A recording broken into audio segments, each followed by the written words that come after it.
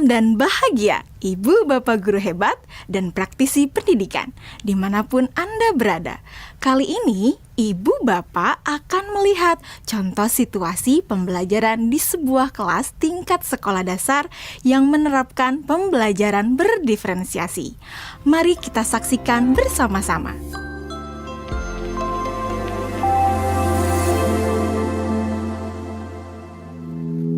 Organ tubuh manusia.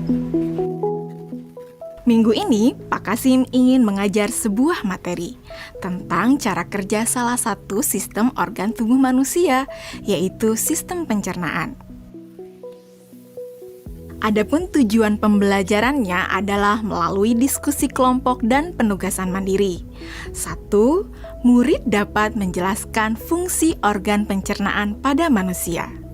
Kedua, murid dapat membuat model dan menunjukkan cara kerja sistem pencernaan manusia. Sebelum pembelajaran dilakukan, biasanya saya akan melihat tujuan pembelajaran atau target apa yang akan saya capai pada hari itu. Setelah itu, saya melihat data atau informasi terkait murid-murid saya untuk menentukan strategi pembelajaran yang tepat dan penilaian yang sesuai. Saat merencanakan pembelajaran, Pak Kasim mempersiapkan beberapa sumber belajar yang menurutnya akan membantu murid-muridnya belajar sesuai dengan kebutuhannya.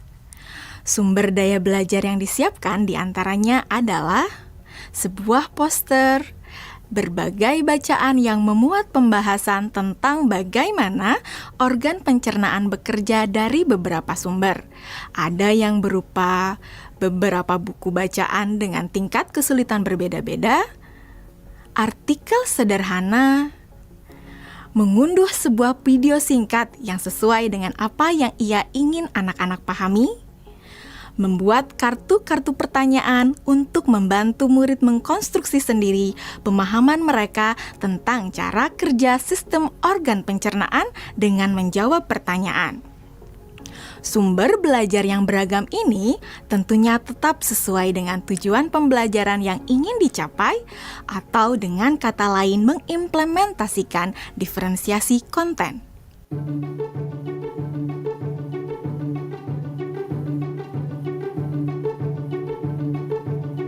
Setelah semua sumber materi yang beragam disiapkan, saya mempersiapkan daftar kegiatan lengkap dengan instruksinya. Misalnya, membaca buku atau artikel dan lain sebagainya, mengamati poster, mendiskusikannya, dan kemudian membuat ringkasan untuk menunjukkan pemahaman tentang isi poster tersebut. Menjawab kartu-kartu pertanyaan. Aktivitas-aktivitas tersebut walaupun berbeda-beda, namun semuanya bertujuan agar murid memahami cara kerja sistem pencernaan. Assalamualaikum. Bagaimana kabar kalian? Waalaikumsalam. Baik, Pak. Hari ini kita akan mempelajari tentang sistem pencernaan manusia. Saya, Pak.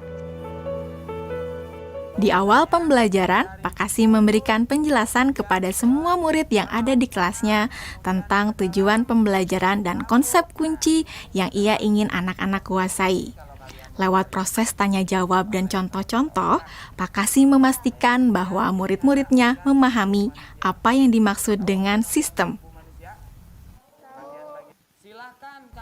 Pak Kasim meminta murid-murid bekerja dalam kelompok. Untuk penugasan kali ini, Pak Kasim telah mengelompokkan murid berdasarkan tingkat kemampuan murid membaca. Hal ini karena tugas pertama yang harus dilakukan oleh setiap kelompok adalah membaca materi bacaan terlebih dulu. Teks yang dibaca tiap kelompok sesuai dengan kemampuan membaca mereka. Selama proses murid melakukan kegiatan, saya mengobservasi dan memantau pemahaman murid-murid. Saya mendatangi tiap kelompok, mengajukan pertanyaan, dan memberi pertanyaan lanjutan kepada murid-murid yang memerlukan bantuan atau perlu diberikan tantangan lebih. Saya juga membuat catatan-catatan penilaian selama proses ini.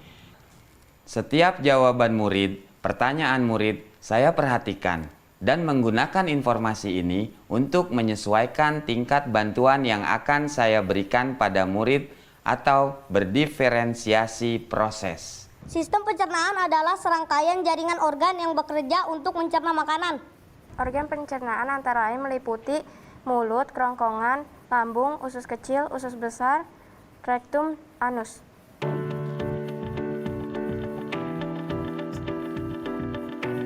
Sekarang silakan membuat model yang menunjukkan sistem kerja pencernaan manusia secara mandiri. Selama proses murid-murid membuat model sistem pencernaan, Pak Kasim berkeliling melihat pekerjaan murid untuk mengetahui sejauh mana pemahaman murid.